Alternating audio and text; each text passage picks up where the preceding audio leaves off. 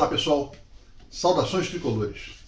Bom, né? Sempre com a vitória é sempre bom dar saudações tricolores. Sempre é bom dar saudações tricolores, mas com uma vitória eu acho melhor. Eu vou fazer uma análise rápida do jogo, da semana do Fluminense. Acho que foi um jogo de nível técnico baixo, como aliás todos os jogos do Campeonato Brasileiro. Todos. Por um acaso, eu vi hoje de manhã Corinthians e Ceará, lá no Itaquerão. Vi ao mesmo tempo Fluminense e Vitória, e Cruzeiro e Botafogo. Três porcarias. Nada demais. O nosso jogo foi ruim. Porra, os outros dois também. O campeão brasileiro, o campeão da Copa do Brasil. Os dois na Libertadores, duas merdas de jogo. Então o jogo hoje foi um jogo, primeiro tempo ruim. Os caras fizeram um gol e nós não fizemos. Cada um teve uma chance de gol real. O Júlio César não fez uma defesa. O meu xará fez uma defesa numa batida de falta. No segundo tempo, a partir dos 20 minutos mais ou menos, o Fluminense começou a pressionar, como foi contra o São Paulo. Começou a pressionar e virou o jogo. Como o São Paulo devia ter virado o jogo com o Robinho. Foi a mesma coisa que aconteceu no jogo do Ceará com o Corinthians, a mesma coisa do Cruzeiro, que pressionou o tempo todo e conseguiu fazer um gol do Dedé. Então é isso, o Fluminense está lá com 7 pontos, está ali na parte de cima da tabela, está bem, porque a tabela do Fluminense é uma das mais difíceis de início de campeonato que teve de todos esses clubes, é do Fluminense. Agora tem 2 jogos seguidos em casa, um clássico e o Atlético Paranaense. Tinha que fazer de tudo para conseguir pelo menos 6 pontos, pelo menos, ou seja, ganhar os 2 jogos, porque vai aliviando para frente e vai fazendo o pulmão. Embora eu acho que esse ano a gente não vai ter aquelas contusões que nós tivemos ano passado, e acho que o time está mostrando muita raça. Isso ajuda demais, né? Porque você, estando com um time inferior tecnicamente, na raça, como o jogo é um jogo coletivo, a gente iguala. Mas não vamos dar nenhuma goleada nesse campeonato, porque vai ser muito difícil também a gente levar uma goleada. Vai ser uma coisa normal. Vai ser um campeonato de 1-0, 2-1, 0-0, 1-1, 2-2, 3-2, vai ser assim o ano inteiro. Mas eu acho que se o Fluminense fizer direitinho, não vai decepcionar não.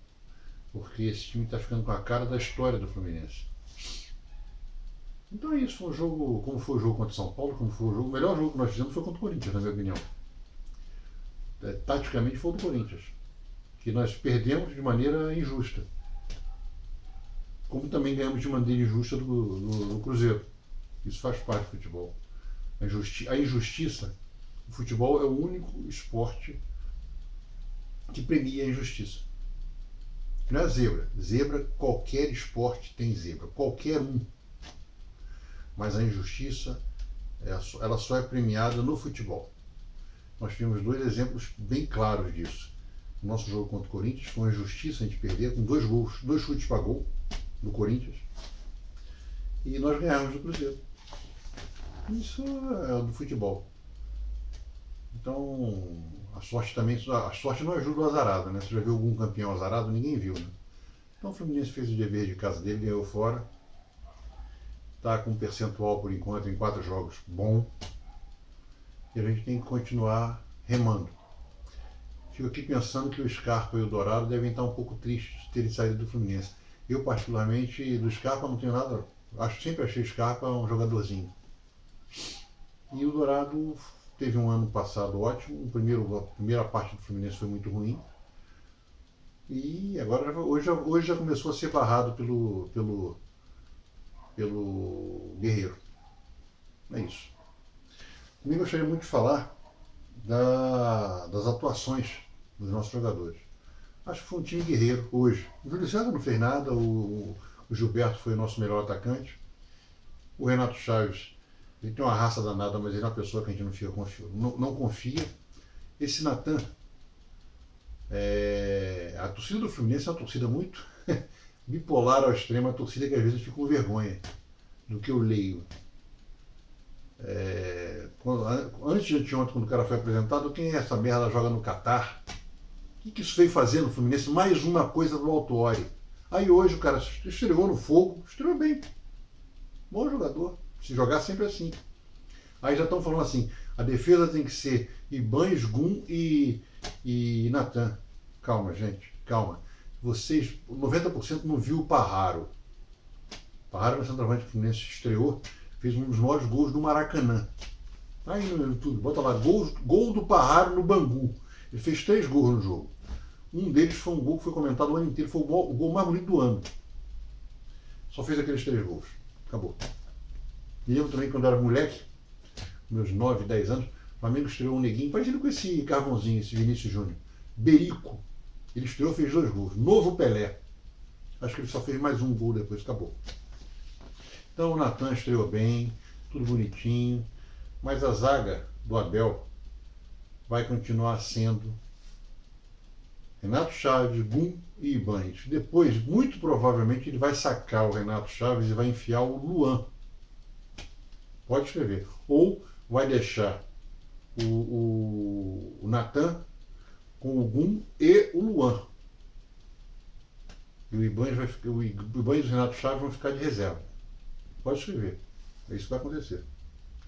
Porque eu acho muito difícil jogar Natan e Gum juntos. Eles jogam igual. Eles têm o mesmo modo de jogar. Eles são os dois zagueiros para jogar no meio. Se você joga no 3-5-2, é no meio que eles vão jogar. Não adianta querer colocar o Gum pelo lado, nem esse Natan. Natan até talvez seja melhor. Mas o Gum é jogador. No 3-5-2, o Gum é o cara do meio. E, vamos ver, o Jadson é ele vem mal já há algum tempo. Ele vem caindo a posição dele. Eu falei isso no jogo contra o São Paulo, no penúltimo vídeo. Se ele não abrir o olho, o Dodge vai pegar a posição dele.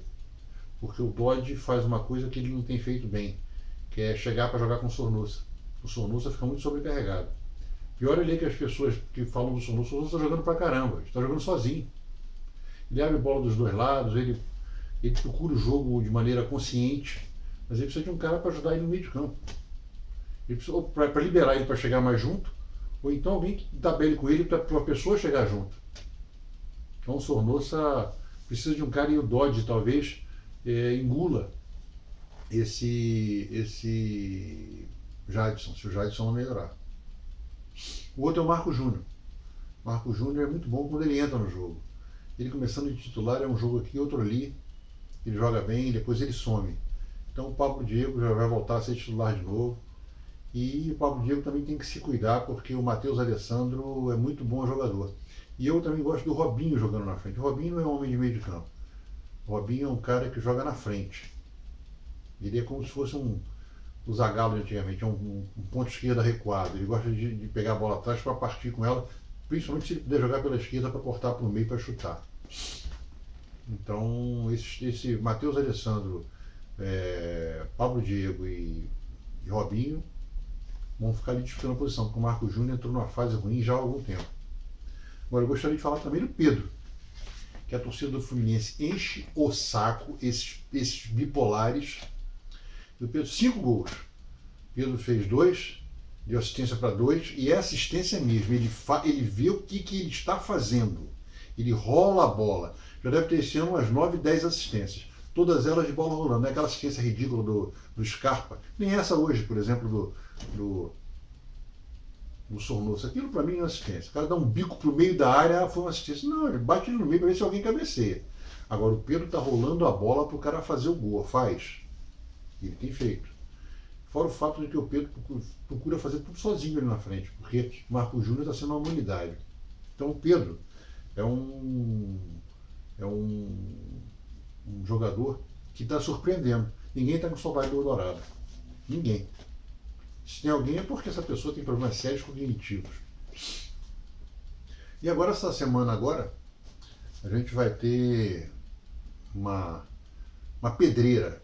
Uma pedreira. O Fluminense devia ter feito pelo menos 4 gols no Potosí. E lá a gente tem que ter a sorte de achar um gol, porque aí já obriga os caras a fazer 5 gols. Aí dá para segurar. Porque jogar a 4.000 metros de altura Mais de 4 mil metros de altura não é mole, não. Vai ser uma pedreira com um time ridículo. Acho que se o Fluminense fizer cera com 2 minutos já vai levar cartão. Porque aqui pode, lá não vai poder, não. Então o Fluminense tem que ficar atento em lateral, que os caras, Gandula devolve a bola rápido e o nego não acompanha, como foi com a LDU no jogo da Sul-Americana. E tem que segurar o jogo, cair, fazer cera, assim que tem que ser. Só não tem que fazer cera quando chegar nos 45 minutos, porque aí se fizer cera o cara dá mais um. Mas é isso, acho que vai ser um jogo pedreira. Depois é Botafogo, na segunda-feira que vem. E eu espero que o Fluminense passe. Agora, com relação a... Tem uma coisa que eu gostaria de falar. A torcida do Fluminense é uma torcida muito doente. Muito doente. Se ganha, não ganhou, não satisfaz. Todo mundo é uma merda. Se perde, aí é uma merda dupla. Se ganha, mesmo assim tem que barrar meio time.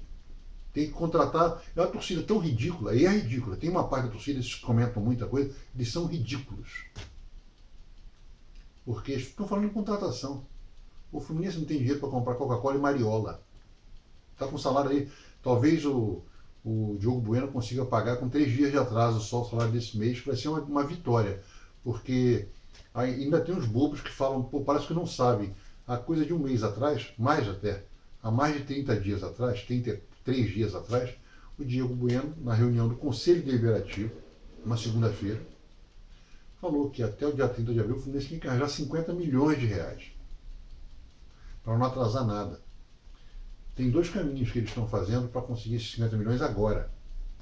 Um é empréstimo com fundo e outro é adiantamento de cota da Globo. Vão conseguir de uma maneira ou de outra, mas o salário deve atrasar em uns 2 ou 3 dias. O salário tinha que ser pago terça-feira, deve ser pago até sexta. Mas pagando em dia, isso aí é um atraso que aí qualquer um entende, porque está vendo o que acontece no jornal, o que bloqueia a conta, e o Fluminense reverbera isso de uma maneira violenta, né? Inclusive em alguns sites que fazem política, sites tricolores que fazem política, o que é uma coisa lamentável. Porque se você é imprensa, a Globo está fazendo escola. Se você é imprensa, por mais que você tenha uma posição política, você tem que tentar ser imparcial. E os sites não têm conseguido ser parcial. Nenhum deles. Nenhum site consegue ser parcial. Eles são abusivamente imparciais. Isso é uma coisa triste. E eu acho que se o Fluminense mantiver esse salário em dia que eu falo assim, ó, vai vencer terça-feira, pagou na sexta, tudo bem. Pagar todos, inclusive funcionários. Não pode pagar só jogador de futebol e deixar funcionário atrasado, não. Mas se o Fluminense fizer isso, segundo me falaram, eu soube, esse é o gargalo do Fluminense, são esses 50 milhões. Depois já vai começar a fazer uma programação bem legal para poder pagar em dia. Porque pagando em dia, a gente tem esse time correndo com vontade. A gente não dá para vaiar. Porque o time pode ser ruim. Mas quando você vê os caras se esforçando, fica difícil vaiar, né? Quando alguém está se esforçando para acertar. É isso. E com relação ao estádio, que ficam me cobrando que eu fale coisas sobre o estádio, aguardem. Quando tiver coisas novas e tá para sair alguma coisa nova para eu poder falar, eu gravo e faço um vídeo, mesmo que seja pequeno, só sobre isso. Tá legal? Saudações tricolores, boa semana para todos nós e que na quinta-feira a gente consiga dar uma goleada de 0-0, de 1-0, ou que a gente perca de 2-1, 1-0. A gente não vai ficar triste, não. Tá legal?